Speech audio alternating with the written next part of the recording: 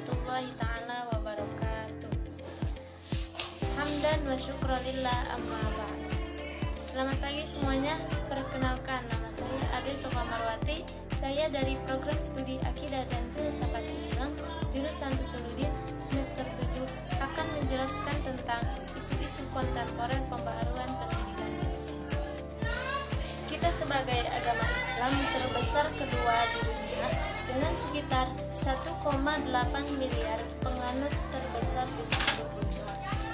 Sebagai agama Islam yang memiliki banyak pengikut, Islam dihadapkan pada berbagai isu-isu global yang mempengaruhi persepsi masyarakat dunia.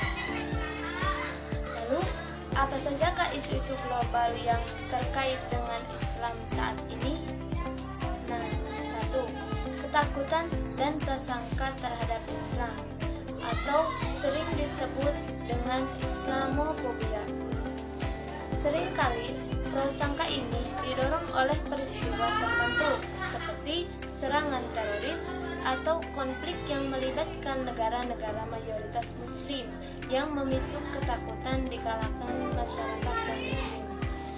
Mengenai dampak tersebut, Islamofobia dapat menyebabkan diskriminasi, pengusiran, dan bahkan kekerasan terhadap umat Islam di berbagai negara. 2. Persepsi negatif hubungan antara Islam dan terorisme. Dalam beberapa dekade terakhir, Islam seringkali dikaitkan secara tidak langsung dengan terorisme. Padahal, mayoritas Muslim menolak segala bentuk kekerasan.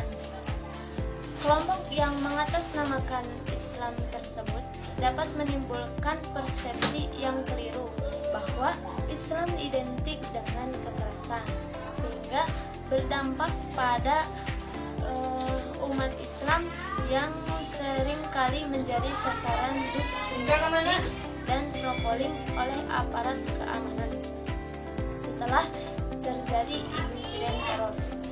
3. Penindasan terhadap Muslim minoritas di berbagai negara, seperti halnya kasus Uyghur di Tiongkok, yang mana kasus ini mengalami penindasan seperti larangan menjalankan ibadah, atau Rohingya di Myanmar, di mana di sini mengalami penganiayaan massal yang menyebabkan jutaan orang menjadi pengungsi di negara-negara tetangga, dan penindasan umat Muslim di berbagai negara lainnya.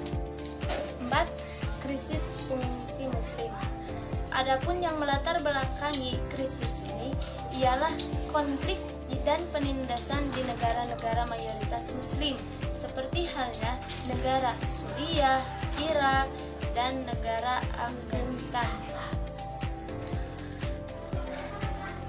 Krisis ini menyebabkan banyak warga Muslim menjadi pengungsi, sehingga dapat menimbulkan tantangan besar bagi negara-negara penerima. 5. Representasi perempuan dalam Islam. Di berbagai negara, perempuan Muslim seringkali dilihat sebagai simbol penindasan karena kewajiban berpakaian tertentu. Padahal, ajaran Islam sebenarnya memberikan hak-hak yang jelas bagi perempuan, seperti haknya pendidikan, pekerjaan, dan partisipasi sosial.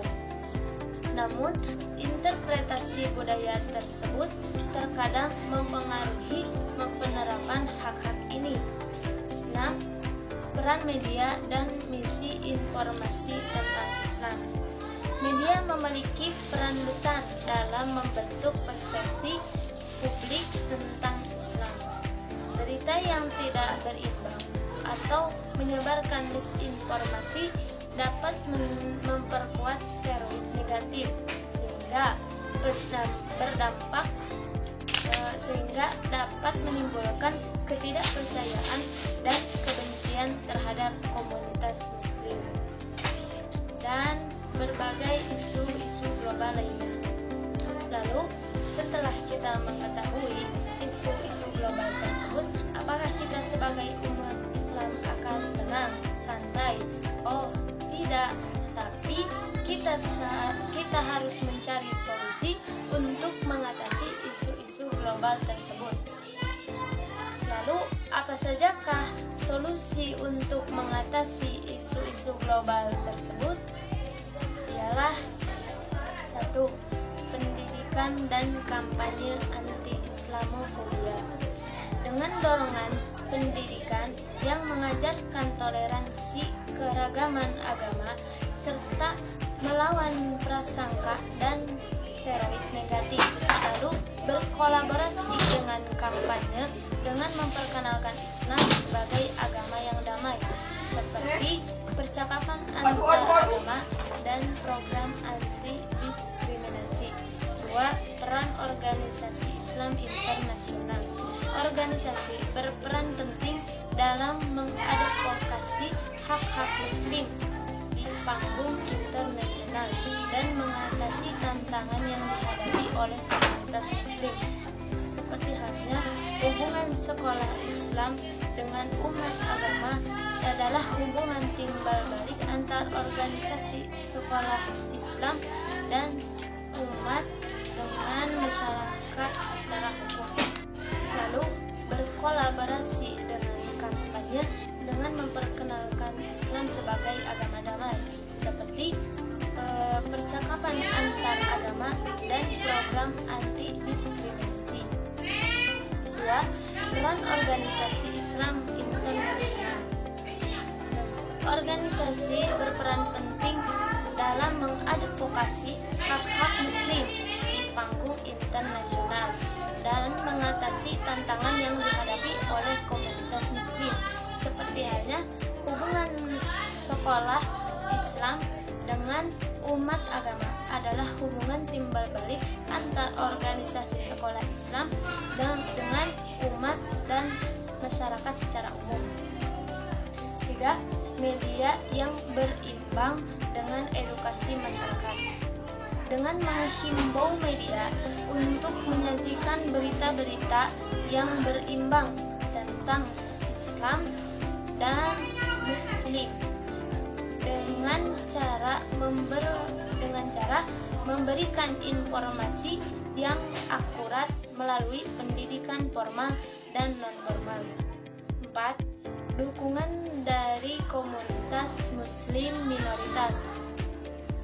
Nah, dengan dorongan pemerintah dan organisasi internasional dapat melindungi hak-hak Muslim di negara-negara yang memiliki komunitas-komunitas, seperti memberikan perlindungan hukum dan akses yang setara dalam kehidupan sosial.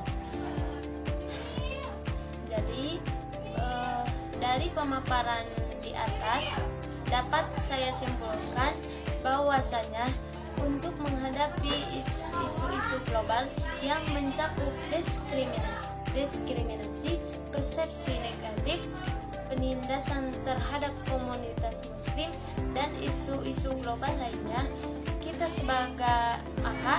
sebagai umat Islam pentingnya berkolaborasi global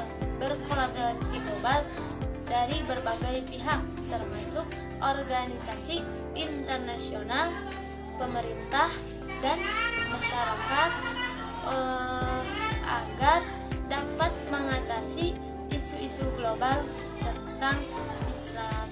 Mungkin cukup sekian pemaparan dari saya. Mohon maaf bila ada kata-kata yang salah. Wabillahi taufiq wal hidayah. Wassalamualaikum warahmatullahi taala wabarakatuh.